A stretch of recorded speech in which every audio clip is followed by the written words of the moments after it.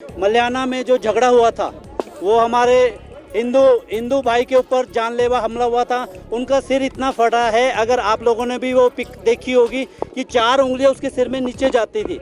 उसके बाद जब वहाँ पे एक डॉक्टर को हमने, स्थानीय डॉक्टर वहाँ पे आए तो उनको भी पीठ में उन्होंने रॉडें मारी, और उसके बाद जब वहाँ पे स्थानीय लोगों ने उनको पीटा, उसके बाद वो लोग अपने ऊपर मस्जिद गए और मस्जिद से वहाँ से वो अपने लोगों को लेके रात को हमारे लोगों को वहाँ पे ढूंढने लग गए।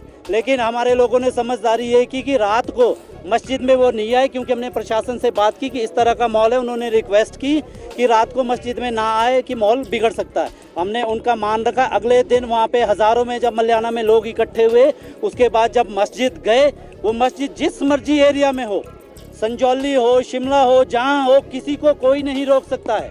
वो मल्याना हो, भट्टा कुफर हो, चमियाना हो। हमें कल भी हमें बताया गया, पता लगा मीडियम के माध्यम से कि भट्टा कुफर, चमियाना और मल्याना का झगड़ा था। साहब, ये झगड़ा पूरे हिमाचल प्रदेश का झगड़ा है, और भट्टा कुफर, चमियाना और मल्याना वालों को बोलते हैं कि ये कसुमटी का है। तो जिसने ये स्टेटमेंट दी वो भी कसुमटी में ही रहते हैं, वो भी शिमला में नहीं रहते हैं। और संजौली शिमला में आने के लिए किसी से हमें पूछने की ज़रूरत नहीं है।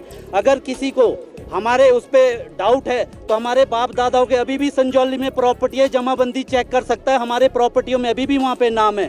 तो अगर कहीं भी इस तरह की हरकतें हमारे हिंदू समाज के साथ, संजौली हो, शिमला हो, कहीं भी हो, तो हमें किसी से राय लेने की ज़रूरत नहीं है कि हम वहाँ आए कि ना आए। मैं सीधी तौर पे बताना चाहता हूँ, जो हम लोगों के खिलाफ बात कर रहे थे, अगर उनका जो ये बयान था उससे हिंदू समाज, सनातन धर्म को बहुत आहत हुए हम इससे, कि अगर वो हम लोगों का पक्ष ज़्यादा अच्छे से रखते, हमारे बड़े भाई है, तो हमारी इज्जत उनके दिल में और ज़्यादा होती। लेकिन उन्होंने पक्ष दूसरे उसका रखा, मजबूती से रखा कि नहीं, ये पहले से चले आ रहे हैं, वो है, आपने सुना ही है। हमें बहुत इस चीज़ का आहत हुआ हमारे दिल पे, सभी लोगों का। आप लोग भी माँ बहनों वाले लोग हैं।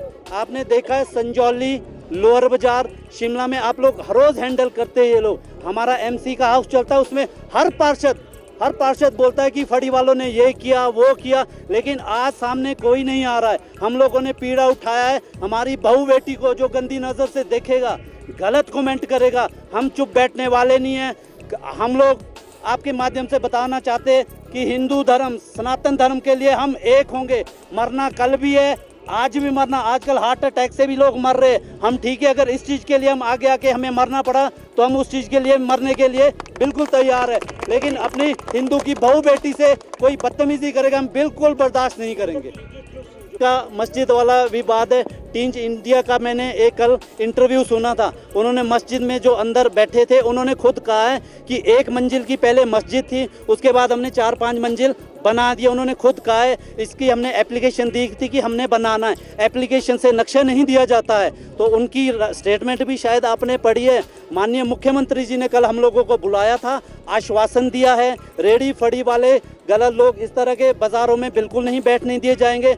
और ये जो इलीगल कंस्ट्रक्शन हुई है, इसको भी तोड़ने का पूरा आश्वासन दिया है। कोर्ट में मैटर है, जल्द ही इसको तोड़ा जाएगा। हमें मुख्यमंत्री जी की बात का पूरा विश्वास है, मान रखा है। लेकिन अगर उसके बाद नहीं तोड़ेंगे तो हम और डिमांड अपनी रखेंगे। लेकिन उन्होंने कहा है कि जल्दी ही, अगर शनिवार को भी इन्होंने कहा है, वैसे तो शनिवार को कहा है, लेकिन जब मुख्यमंत्री जी खुद हमें कमिट कर रहे हैं कि ये होगा और टूटेगा, तो हमें भी थोड़ा धैर्य रखना पड़ेगा। क्योंकि